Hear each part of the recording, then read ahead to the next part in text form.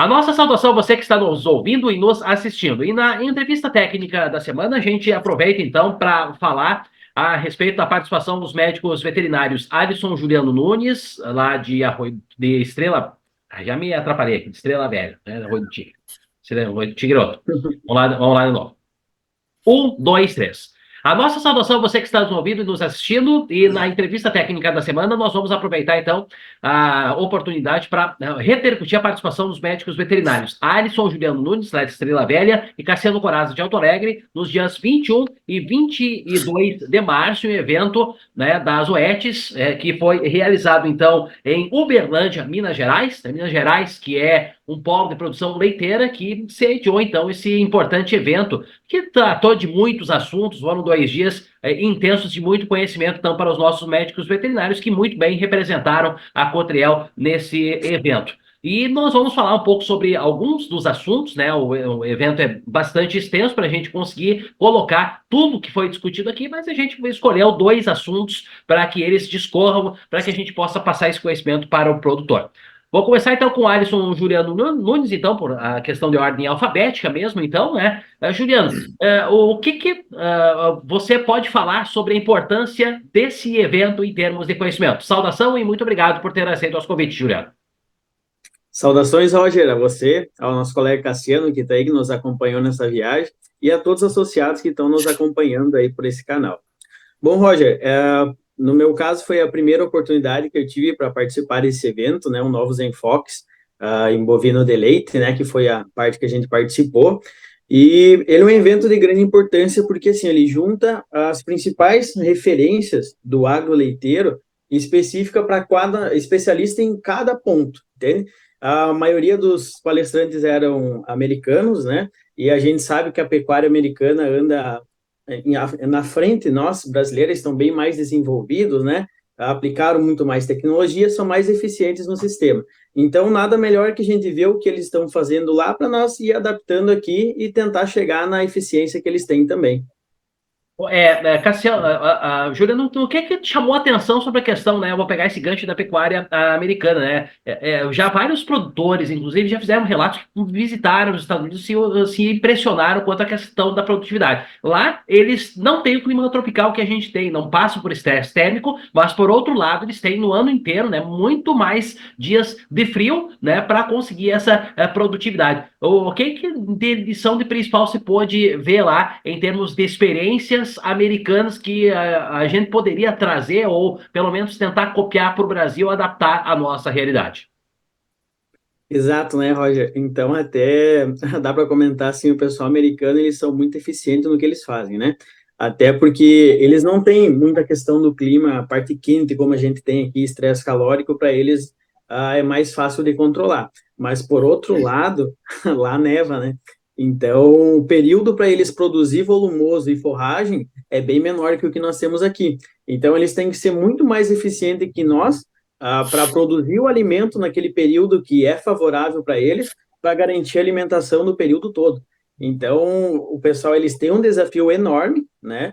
E eles têm que se sobrepor e se programar naquele período e fazer acontecer, porque é aquele período ali que tem que dar tudo certo, né? Então, o pessoal não brinca, o pessoal é muito preciso no que está fazendo, muito consciente, tem muitas pesquisas, informações que eles buscam com técnicos e o pessoal assim leva bem a sério, sabe? E isso faz muita diferença, porque assim a gente vê muita diferença aqui no Brasil. A informação ela chega no produtor, né? A parte técnica é sempre bem instruída, mas se tu vê o que é aplicado lá do que é aplicado aqui, é totalmente diferente. Porque a gente não pode dizer que a vaca americana é diferente da vaca brasileira. A genética é a mesma, né? A maioria dos touros que nós utilizamos hoje aqui no nosso portfólio são touros americanos. Então, as filhas que nascem lá são a mesma genética das aqui, elas têm a mesma capacidade produtiva. Então, por que a vaca deles produz mais, né? Eis um questionamento que nós se fizemos e os produtores estão na hora de fazer, né? O que está acontecendo? Será que é na criação da bezerra? Será que é como eu estou tratando a minha vaca no período seco, no período do pré-parto? Como que eu estou manejando ela? Como é o meu conforto que eu proporciono para esses meus animais, né? Eu estou dando condições para elas expressarem o seu potencial genético, ou o que está acontecendo? Então, é uma pergunta que a gente traz, assim, né? Para o produtor começar a pensar, mas o que que eu posso fazer, o que que eu devo fazer para mim poder chegar nesse objetivo que é de alta produção e com rentabilidade, é claro. Obrigado, então, ao Alisson Juliano Nunes. Então, a gente conversa agora, então, com o Cassiano Coraza, né, que vai falar para nós, então, um pouco acerca dessa experiência na qual ele participou lá em Minas Gerais. Bom, Cassiano, sobre a experiência, né, que você procurou trazer lá, o que que ficou para você, te marcou lá, né, em termos de participação lá nesse evento em Minas Gerais. Saudação, Cassiano, muito obrigado por também ter aceito o nosso convite. Saudação, Roger, saudação, Alisson Juliano, saudações aos produtores de leite, os associados da Cotriel, que é o que nos mantém aqui. Esse evento chamado Novos Enfoques é o 26º, se eu não me engano, que já acontece. Eu tinha uma grande curiosidade de ir já visitar ele há muitos anos atrás, mas as condições, o trabalho, as coisas não. E daí recebemos esse convite e eu fui conseguir. O que a gente notou foi um evento bastante técnico. Os produtores, os palestrantes apresentaram algumas as novidades dos trabalhos deles lá nos Estados Unidos, a maioria americana e professores brasileiros que dão aula na universidade. O que me chama muita atenção é que as universidades americanas elas têm uma extensão que o produtor, o professor, leva os alunos e vão lá ver como funciona uma propriedade, fazem tipo até uma consultoria, apontam os gargalos da propriedade, em alguns casos, né? E falam para os produtores, teria que melhorar isso, essas coisas assim. Daí vai de acordo com o produtor. Se o produtor achar que pode fazer, é feito. Isso seria é muito importante, né? Isso para a propriedade tem que dar lucro, né? O produtor tem que ter lucro para poder continuar na propriedade. E isso eles fazem muito bem lá. Já tinha visto falar várias vezes dessa extensão que eles têm lá. E assim deu para notar mesmo que eles fazem muito bem feita essa parte de extensão. E Cassiano, e também um estado que nem Minas Gerais, né, que é um estado que tem uma pequenas propriedades, mas que tem uma eficiência muito grande na questão da produção de leite, né, e que ainda tem subprodutos que são muito conhecidos, né, e que eles têm lá um amor pela propriedade, eles têm também uma forma de fazer produção leiteira lá que é muito diferenciado. Por isso que também a razão foi esse evento lá em Minas Gerais, que é o estado de destaque na produção leiteira, né? Roger, assim, desde o tempo que eu estudei, fazia o colegial ali, na história a gente escutava que Minas Gerais e São Paulo tinham a política do café com leite. Daí como se diz, é um estado que tem tradição na produção leiteira. E conversando com alguns participantes, até diz que existem propriedades muito técnicas, muito bem conduzidas, e existem propriedades também que não levam para frente, não são menos tecnificadas, no caso. Mas é um estado que está, e até agora deu para notar que o governo lá decretou uma lei lá que restringindo os impostos, né, pondo imposto para o leite que vem de fora, está querendo dar continuidade a essa tradição do estado de Minas Gerais. E ali onde nós estávamos, né, nessa região do Triângulo Mineiro, aí tem bastante, pelo que a gente viu, né, conversou, não chegamos a visitar nada, foi 2 dias de estudo mesmo, que tem, conversando com o pessoal, tem bastante propriedade do estado de Minas Gerais ali, nessa região produtora de leite. Bom, obrigado então, Cassiano. A gente vai agora passar para o Juliano, né? Juliano, sobre um dos assuntos que você pode assistir juntamente com o Cassiano, descobrindo as relações entre hipocalcemia, saúde e produtividade de vacas de leite durante o período de transição. Foi o americano Corvin Nelson que falou sobre isso. O que chamou a atenção nessa palestra que você pôde pegar esse conhecimento e poder passar para o nosso produtor? Isso aí, vamos lá, Roger. Então, vamos para a tal da hipocalcemia, né? Se não é a doença mais antiga, mas com certeza é das mais conhecidas, né? Aqui no Brasil, aqui na nossa região, né? Ela é um distúrbio nutricional, né? E é muito fácil de eliminar ela da propriedade, né? O que precisa é a gente colocar um período seco adequado e fazer um período um pré-parto adequado. Só para um dado de curiosidade, né? O americano trouxe para nós que existe a hipocalcemia clínica, né? Que é essa que a gente está falando agora, que o animal cai, né? E que tem grande chance de óbito. Ela é uma doença muito aguda, né? Ela é uma doença onde falta cálcio para o animal, né? O animal não estava adaptado a utilizar pegar da sua reserva a quantidade suficiente de cálcio, que nesse caso é um grande desafio no momento do parto, sabe? Ele vai precisar de muito cálcio para parir, para eliminar o colostro. Então, nesse momento, falta cálcio ali e ele acaba caindo, né? E aí acaba tendo comprometimento da contração muscular dele, ele começa a ter regurgitação, o animal entra em timpanismo e acaba vindo em óbito, isso em questão de horas, né? Esse é o quadro clínico. Mas, enfim, como eu estava comentando lá, nos Estados Unidos não existe mais hipocalcemia clínica, né? E como isso ocorre, né? Por que que isso acontece? Porque lá toda vaca passa pelo período de pré-parto.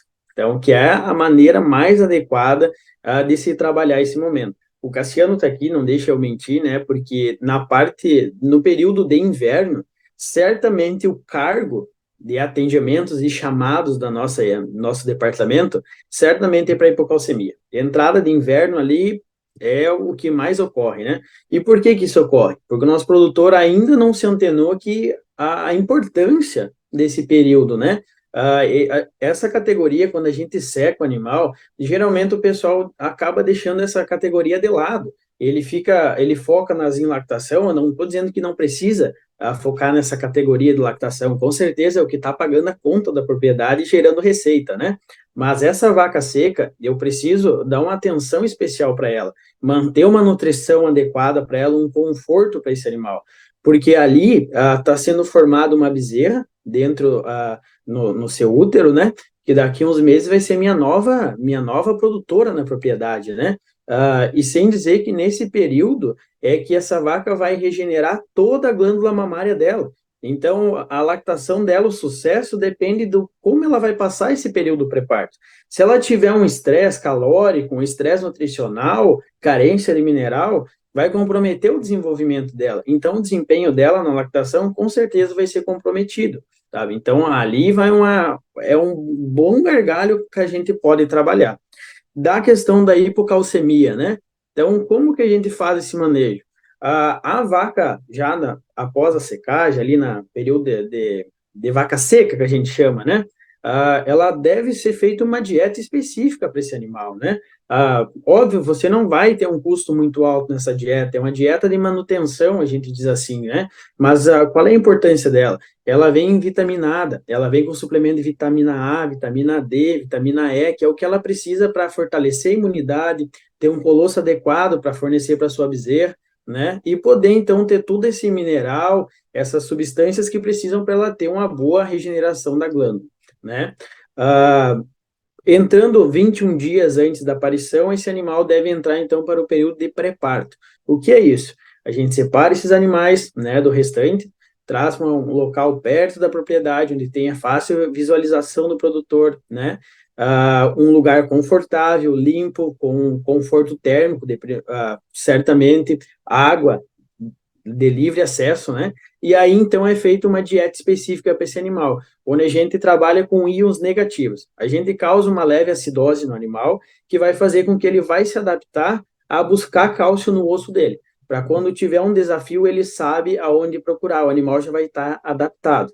Com esse manejo, então, é possível a gente manter o animal com a imunidade boa, de acordo por causa da mineralização, né? E das vitaminas, e ao mesmo tempo evitar a hipocalcemia clínica nos animais. Dessa forma, após a aparição, esse animal vai ter um arranque, um início de lactação mais adequado, porque o rumen dele já está adaptado a comer, a digerir aquela ração, né? Porque os constituintes da ração do pré-parto, e a da lactação são bem semelhantes. A base é milho e soja, que é o que vai seguir depois. Então, o rumen dele já está adaptado, esse animal não vai precisar se adaptar a uma nova dieta. Então, já vai estar um grande passo ali dado. Esse animal, então, vai ter um arranque bem mais adequado, sabe? A imunidade boa vai diminuir, então, incidências de doenças no pós-parto, como a mastite, metrite, diminuir retenção de placenta, porque o animal vai estar com a imunidade boa, e a gente sabe que a retenção de placenta é tudo influência da imunidade do animal e da questão de estresse. É, isso aí. Então, o Juliano falou um pouco sobre essa questão da hipocalcemia e também uma outra questão foi a nutrição, né? Que o também Corvin Nelson, né, o Juliano falou sobre a nutrição materna visando a programação epigenética e da produtividade das vacas leiteiras. Resumidamente, né? O que é essa questão da nutrição, né? Que a gente sempre fala aqui, a nossa área técnica, veterinária, ela fala bastante da questão da nutrição, que ela é a pastagem, a ração, é a forma de nutrição, é a questão de manejo, mas como o americano trouxe a visão deles lá, vamos dizer assim, trazendo para técnicos brasileiros poderem aplicar essa questão da nutrição adequada para fazer esse manejo para essa vaca se alimentar bem. Exato, Roger. Ali, desse tópico, né, o que foi mais frisado, assim, foi a parte de suplementação vitamínica, né? Vitamina A, ela auxilia muito no depósito de gordura desses animais, porque ele precisa ter, isso, gordura muscular, né? Ele precisa ter uma formação adequada da estrutura dele para poder depois ser uma vaca produtora, né? Ter uma boa capacidade de colheita de forragem, né? De volumoso e concentrado para poder converter em leite, então, né? E vitamina D, vitamina E também associados muito ao controle ali do cálcio, ao controle imunitário. Então, a parte de vitamina foi muito focado nessa parte, sabe? E que isso tudo influencia na formação da bezerra, né? E principalmente focando na formação da bezerra, entrou mais uma vez, então, o item de conforto do animal, parte de resfriamento de vaca.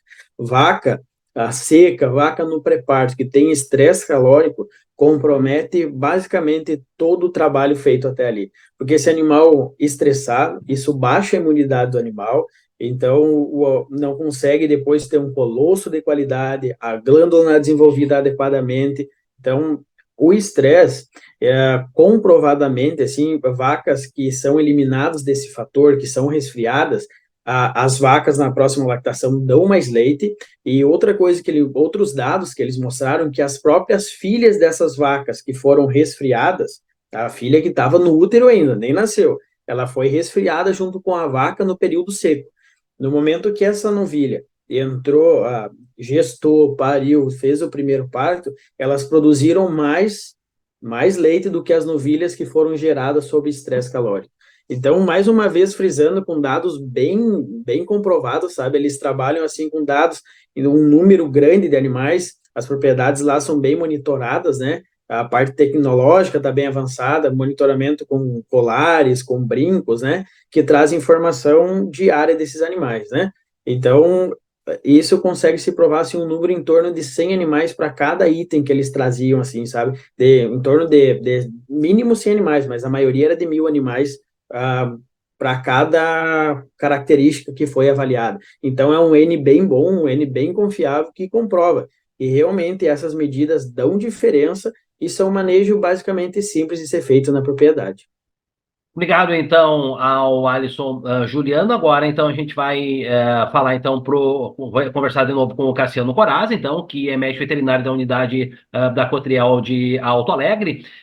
Cassiano, outro assunto, né, foi a questão de avaliação de programas nutricionais para otimizar a lucratividade em fazendas de leite, né? Foi um outro americano, né, que é o Barry Bradford, que falou sobre essa questão. O que você pôde depreender, saber, então, compreender, né, sobre essa avaliação dos programas nutricionais, né? Vocês passam fazendo isso, né? É questão da propriedade, cada uma tem uma realidade, a cooperativa faz isso através das suas rações e vocês também, como profissionais, estão lá fazendo isso. O que de diferente você pôde saber, né, depreender em termos dessa avaliação desses programas nutricionais para a lucratividade das fazendas de leite, Cassiano? Assim, Roger, o pesquisador lá nos apresentou, tipo, como eles fazem lá, um pouco da nutrição. E a dificuldade deles lá também que por exemplo, assim, não é feito pelos proprietários, é feito geralmente pelos funcionários. E aí eles conseguem, com os aparelhos deles lá, conseguem medir tudo. Uma coisa interessante, muito interessante, que eu achei que o uso, que ajuda muito na reprodução, o uso de alguns ácidos graxos essenciais que contêm alguns alimentos. Isso aí eles pesquisaram. Até as vacas demonstram a qualidade de cio melhor, demonstram um cio melhor, uma ajuda na reprodução. E alimentos de qualidade, né? Ele falou muito bem disso aí, que alguns alimentos de qualidade, que é muito importante, e a vaca gosta de ter geralmente a mesma dieta sempre, todo dia, né? Ele falou muito em controle de desperdício de alimentos, isso eu achei muito importante. E aqui para nossa realidade, eu acho que seria interessante a gente, dentro da possibilidade da propriedade, com os alimentos que a gente tem, tentar dar uma ajustada na dieta, conversar com o veterinário, com o técnico da ração, para que ajude a dar uma estimulada ali na parte nutricional, né, para trabalhar essa parte. Que a parte nutricional seria mais cara, né, que o produtor mais desembolsa. E também a parte que reflete na reprodução, diretamente na produção de leite e na reprodução.